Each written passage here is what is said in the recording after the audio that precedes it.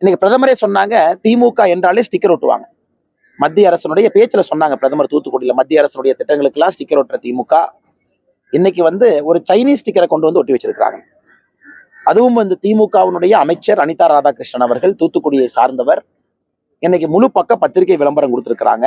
அதுல போட்டோக்கள்லாம் போட்டு பின்னாடி அந்த ராக்கெட்டை போட்டு அதுல சைனீஸ்னுடைய நேஷனல் பிளாக போட்டிருக்காங்க. நேற்று தான் பிரதமர் அவர்கள் திருவனந்தபுரத்துல 4 இந்தியர்கள் நமக்கு அறிமுகப்படுத்துறாங்க. இவங்கெல்லாம் விண்வெளிக்கு போக போறாங்க. அவ்வளவு சந்தோஷமா இருந்தோம். இதுக்கு முன்னாடி ராகேஷ் சர்மா ஐயா போயிருக்கிறாங்க. ஆனா ரஷ்யாவோட உதவியோட போயிருக்கிறாங்க. நேத்தே பிரதமர் சொன்னாங்க 2035 ஆர்பிட்ல பாத்தீங்கன்னா இந்தியன் ஸ்பேஸ் ஸ்டேஷன் இருக்கும் மேல. குறிப்பாக இந்த 4ல ஒருத்தர் மேல போவாங்க. அஸ்ட்ரோனாட் விங் கொடுத்துருக்காங்க. எவ்வளவு பெரிய நாள். குறிப்பாக இன்னைக்கு விண்வெளியில மிகப்பெரிய ஒரு நாடாக வந்து கொண்டிருக்கக்கூடிய நேரத்துல குலசேகரப்பட்டினத்துல நமக்காக ராக்கெட் லான்ச்சிங் ஃபெசிலிட்டி கொடுத்து இன்னைக்கு இந்த அமைச்சர் சைனீஸ் பிளாக போட்டு ஆட கொடுத்திருக்காரு. இதை பிரதமரும் கண்டிச்சாங்க, நாங்களும் ஸ்டேஜ்ல கண்டிச்சோம். ஆனா அக்கா கனிமொழி அவர்கள் இந்த மாதிரி பேசி இருப்பது ஏற்புடையது அல்ல. கனிமொழி அவர்கள் பாராளுமன்றத்தில் இருக்கிறாங்க, பார்லிமெண்ட்ல இருக்கிறாங்க, ஸ்டாண்டிங் கமிட்டியில் இருக்கிறாங்க, பல விஷயங்களை பாக்குறாங்க, நேஷனல் செக்யூரிட்டி பாக்குறாங்க. அவர்கள் பத்திரிகை நண்பர்கள்ட்ட தூத்துக்குடியில இல்ல சைனா என்ன எனிமி ஸ்டேட்டா, அக்ரெசர் ஸ்டேட்டா, அவங்க என்ன பிளாக் போட்டா என்ன தப்புன்னு கேட்கறாங்க. அதனால கனிமொழி அக்காவுக்கு ஒரே ஒரு விஷயத்த சொல்ல கடமைப்பட்டிருக்கேன். கனிமொழி அக்கா அவர்களே, ஒரு விஷயம் உங்களுக்கு தெரிஞ்சிருக்கும், இருந்தாலும் தமிழக மக்களுக்கும் இதன் மூலமாக தெளிவுபடுத்துகின்றோம். இந்தியாவினுடைய முதல் ராக்கெட் லான்ச்சிங் ஃபெசிலிட்டியே தமிழ்நாட்டுக்கு தான் வந்துச்சு. ஸ்ரீஹரிகோட்டா போலிங்க 1967, 69 காலகட்டத்தில் அண்ணாதுரை ஐயா முதலமைச்சராக இருந்த பொழுது ப்ரொஃபசர் சதீஷ் தவான் இங்க வர்றாங்க. தமிழ்நாட்டிற்கு கொடுப்பதற்காக வர்றாங்க. அன்னைக்கு நம்ம கெட்ட நேரம். அண்ணா ஐயா அவர்களுக்கு தோள்பட்ட வலி. அவர்கள் மத்தியழகன் அமைச்சர் அவர்கள் இந்த மீட்டிங் அனுப்புறாங்க.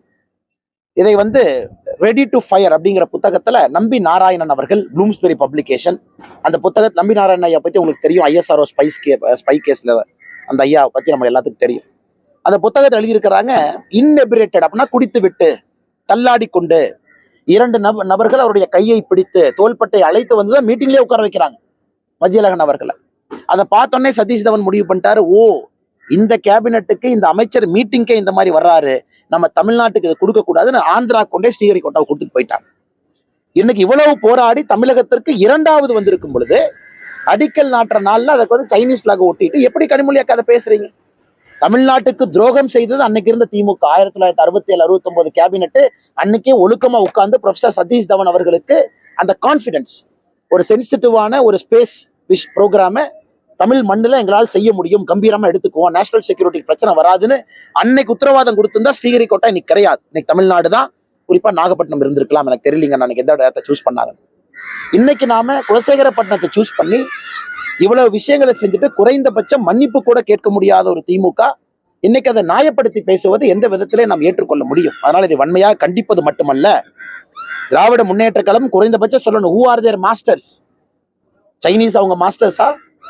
அவங்களுடைய ஃபர்ஸ்ட் லாயல்ட்டி சைனாக்கு இருக்கா, இல்ல இந்திய அரசின் மீது இருக்கா, இந்திய மக்களின் மீது இருக்கான்னு அவங்க சொல்லணும்.